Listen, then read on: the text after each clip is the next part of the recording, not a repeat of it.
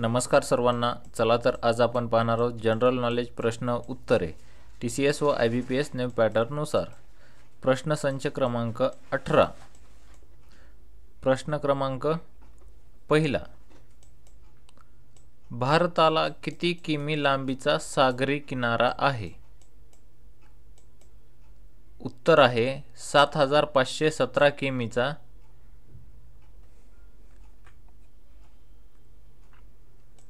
प्रश्न क्रमांक 2. भारतात कोणत्या राज्यात लिंग गुणोत्तर सर्वात जास्त आहे? उत्तर आहे केरळ. प्रश्न क्रमांक 3. भारतातील कोणत्या राज्यात लिंग गुणोत्तर सर्वात कमी आहे? उत्तर आहे हरियाणा. प्रश्न क्रमांक 4. पश्चिम बंगालमधील गडगडाटी वादळांना काय म्हणतात? उत्तर आहे कालबैसाखी. प्रश्न क्रमांक 5. दलदलयुक्त मृदा कोणत्या पिकाच्या लागवडीसाठी योग्य आहे? उत्तर आहे ताग.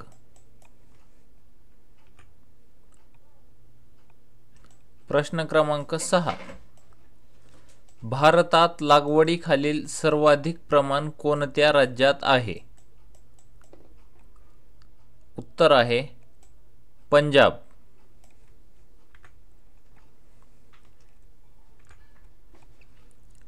प्रश्न क्रमांक 8. भारतातील एकूण पिकाखालील जमिनीपैकी किती टक्के जमीन तांदळाखाली आहे? उत्तर आहे 22%. प्रश्न क्रमांक 9. तेलबियांच्या उत्पादनात भारतातील प्रथम क्रमांकाचे राज्य कोणते आहे? उत्तर आहे गुजरात. प्रश्न क्रमांक 10. तेल व नैसर्गिक वायू महामंडळाला खालीलपैकी कोणती संस्था हेलिकॉप्टर सेवा पुरवते? उत्तर आहे पवनहंस. प्रश्न क्रमांक 11. भारतातील सुती वस्त्रोद्योगाचे प्रमुख केंद्र कोणते? उत्तर आहे मुंबई.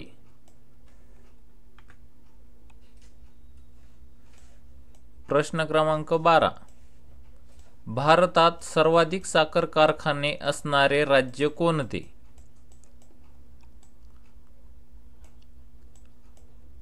उत्तर आहे उत्तर प्रदेश. प्रश्न क्रमांक 13. भारतात सिमेंटचा पहिला कारखाना कोणता? उत्तर आहे चेन्नई. प्रश्न क्रमांक 14.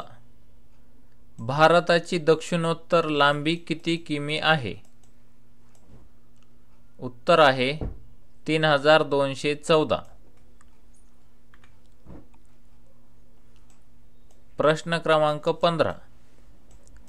महाराष्ट्राचे पठार कोणत्या खडकापासून बनलेले आहे? उत्तर आहे बेसॉल्ट.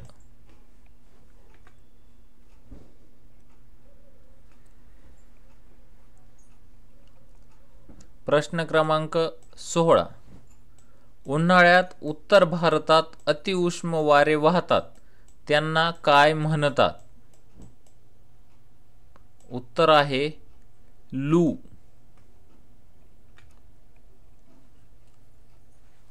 प्रश्न क्रमांक 17.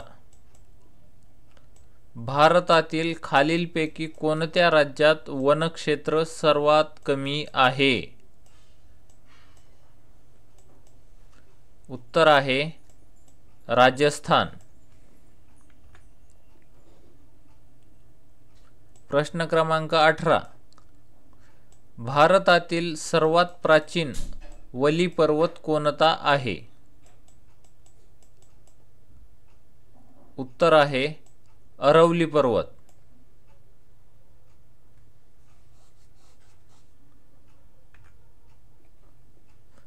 प्रश्न क्रमांक 19, भारतातील अर्वाचीन वली पर्वत कोणता आहे?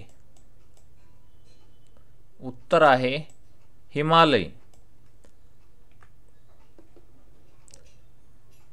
प्रश्न क्रमांक 20, गंगा नदीची पहिली वितरिका कोणती आहे?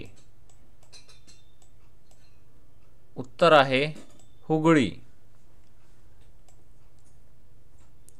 असेच नवनवीन व्हिडिओ पाहण्यासाठी आमच्या चॅनलला लाईक करा, सबस्क्राईब करा व बेल आयकॉनवर प्रेस करून ऑल सिलेक्ट करा, म्हणजे अशाच नवनवीन व्हिडिओ टाकल्यानंतर तुम्हाला त्याचं नोटिफिकेशन मिळत जाईल। थँक्यू, धन्यवाद। भेटूया अशाच नवनवीन व्हिडिओमध्ये।